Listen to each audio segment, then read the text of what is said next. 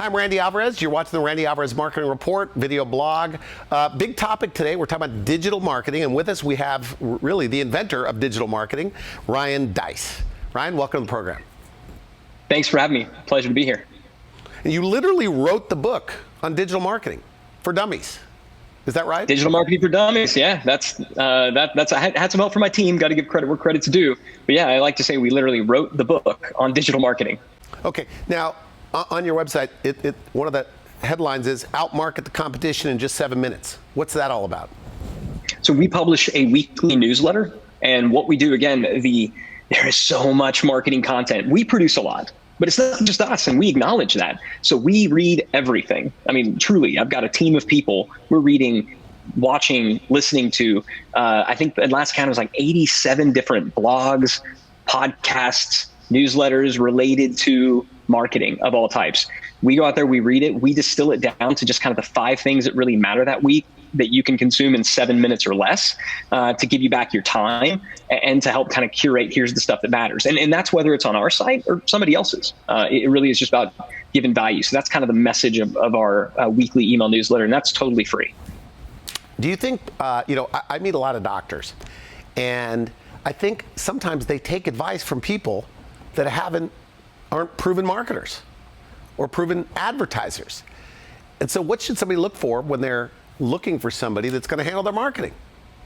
Well, I think if you're a doctor, you probably have had the experience of somebody walking in and saying, you give somebody a diagnosis and the person's like, well, I don't know. My brother-in-law said that it's actually this. And it's like, well, what medical school did your brother-in-law go to? He's like, oh, I didn't graduate from college. So I think if any group would be able to see through that, it's doctors. So no, I mean, you got to look for somebody who's actually done it. There's so many, especially with marketers, there's so much BS out there in marketing world. Same with salespeople, right? You know this, and it's critical. I'm a marketer. I'm a salesperson. I think the work that we do is wonderful, valuable, essential work. But at the same time, there is lots of chuckleheads out there claiming to do this stuff. So you just got to look for the results. What's the biggest BS you see that's happening? The people who say I'm going to be able to get you ranked, on the first page of Google in 10 minutes. That's the thing. Like a lot of the promises around, I'm going to do something that's going to get you awareness for free. That's the biggest BS thing. To me, that is because it's just not how the internet works. And we're talking about search engine optimization. Yeah, and the search engine optimization is real, but it takes a tremendous amount of investment. So anybody who says, oh, I can get you free traffic, there's no such thing. You're either paying with money today to get traffic today, or you're paying with time and effort and energy today to get traffic later, maybe. So I love SEO. I love search engine optimization. We teach it, we do it, but it's not where most businesses should start. What you need to do is first figure out your offer, pay to have it amplified, get those customers today. So to sit around and wait for organically you to be at the top of the search engine because of all the great content you have on your website, it's better, you think, then just to buy an ad and go and be on page 1 by paying to be there, right? I mean, yeah, I know it is. That's what we do, and that's what we've done. And again, we don't offer any of these as services. We will train you on how to do all of them. So I'm not saying this as somebody who's selling you a service, right? Like if you say, like, I disagree, Ryan, I want to learn SEO, cool. Our SEO training and certification costs exactly the same amount as our paid traffic certification. So, I have no vested interest in either. I just know which one works better the fastest. Yeah, when I speak, and I'll be in front of a bunch of doctors, and I do this kind of a trick question. I'll say, the big money in marketing and advertising, the big money is in social media, marketing, posting, and they'll always nod their head. I said, and the big money in social media is me charging you to handle your social media.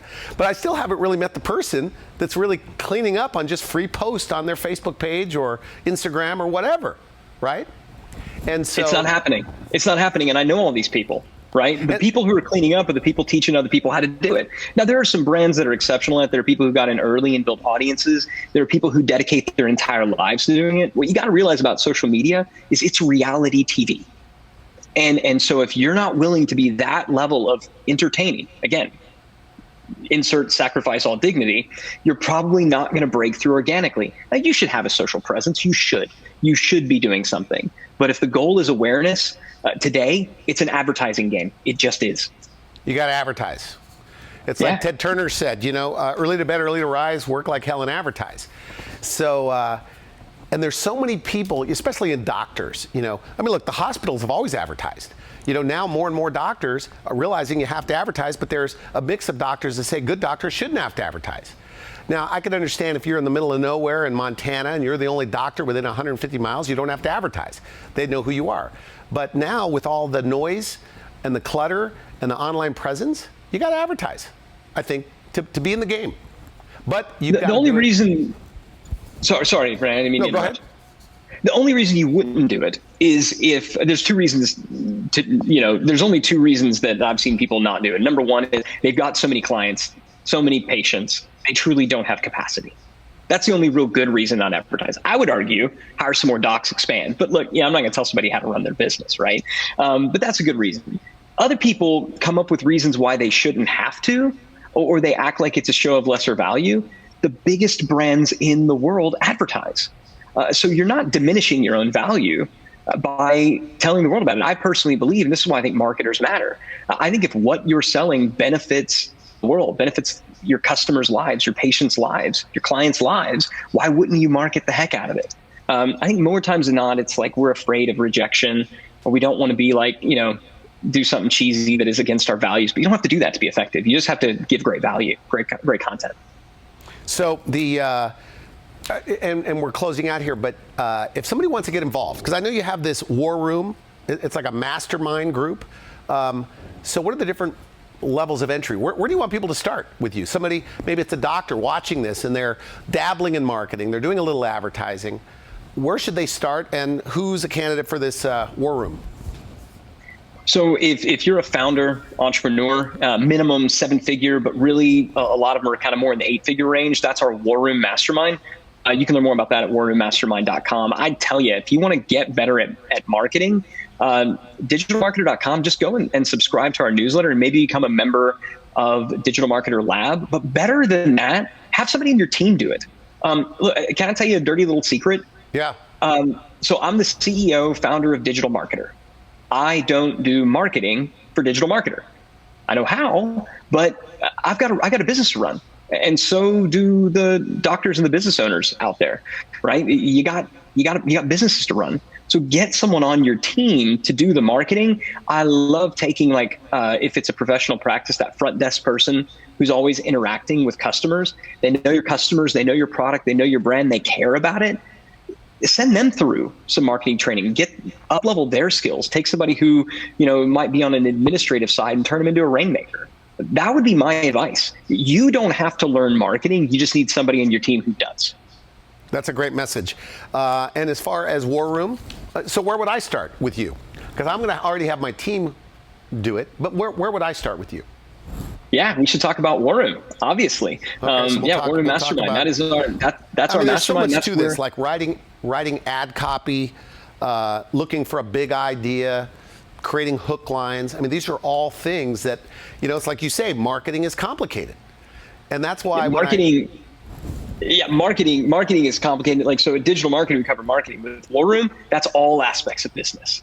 You think how complicated marketing is, and it's like this sliver of business. Then there's what about people and culture? We're dealing with hiring and, raising capital and all this other stuff. That's what we tackle in War Room. So digital marketers, if you just want to go narrow into marketing, and yeah, it's a beast. It's a beast. That's why I tell entrepreneurs, know enough to be able to call, marketing people and agencies on their BS. Okay. That's what digital marketers about. But War Room, if you want to, mastermind with other kind of like-minded, big thinking entrepreneurs, that's what War Room is all about. Now, advertising budgets. Are you of the philosophy or belief that, find something that works and do more of it and forget about the budget? Meaning if you're getting $2 back, $4 back, 4 to 1, whatever, just do more of it until you stop getting those kind of returns? Give me your thoughts on budget. Well, I mean, you got to have some kind of a budget because cash flow is a factor, right? Somebody's like, hey, if it's working, then just pour more into it. That's fine, but working over what kind of allowable time period? So if you're saying, if you've got something where you're putting money into advertising and you're getting that money back plus in 30 days or less, you're crazy not to dump everything in up to credit limits. right? Because you're getting it back so quickly. So what I say is create a marketing budget that's a function of what you want your revenue to be, whether it's 5%, 10%, 15%, 20%, right? But make your marketing, your advertising, that acquisition budget a function of revenue, and make it what you want your revenue to be. Stretch it as much as you can, and then spend it in the places that get you the fastest return on investment. Right. So it's not just about the highest return on investment. It's what's going to get it to me the fastest. Maybe there's a channel that you invest and it gets really high returns, but it takes 6 months. Right. I'd much rather have something with smaller returns that I get it back every 30 days so I can put it right back in.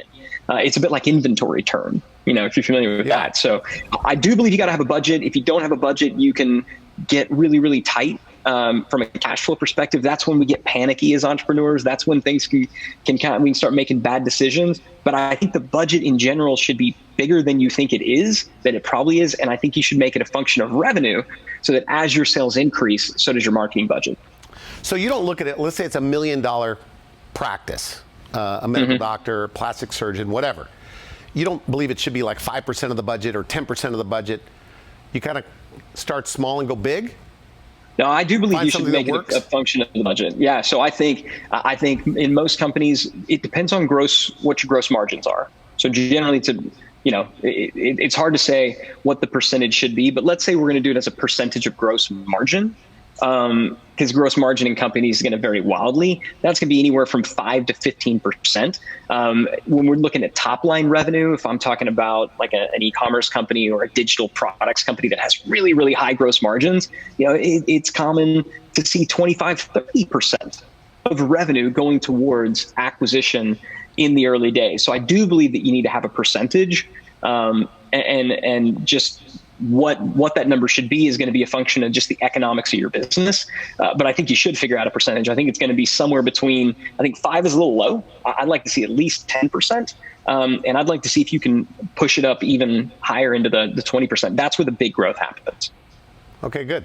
Well, Ryan, I want to thank you for coming on the program. Good stuff. So somebody wants to find you, they go to digitalmarketer.com. Is that right? Yeah, that's me, digitalmarketer.com. Also scalable.com. I saw that, where you could actually learn how to scale your business. Could you talk about that for a second? Yeah, so I mentioned Digital Marketer is all about marketing. And what we realized is that we need a way to talk to entrepreneurs outside of marketing. So we launched, it's actually scalable.co. I can't get the .com. We're going to see if we can get it. Scalable.co is really talking about, we do talk about marketing, we talk about revenue.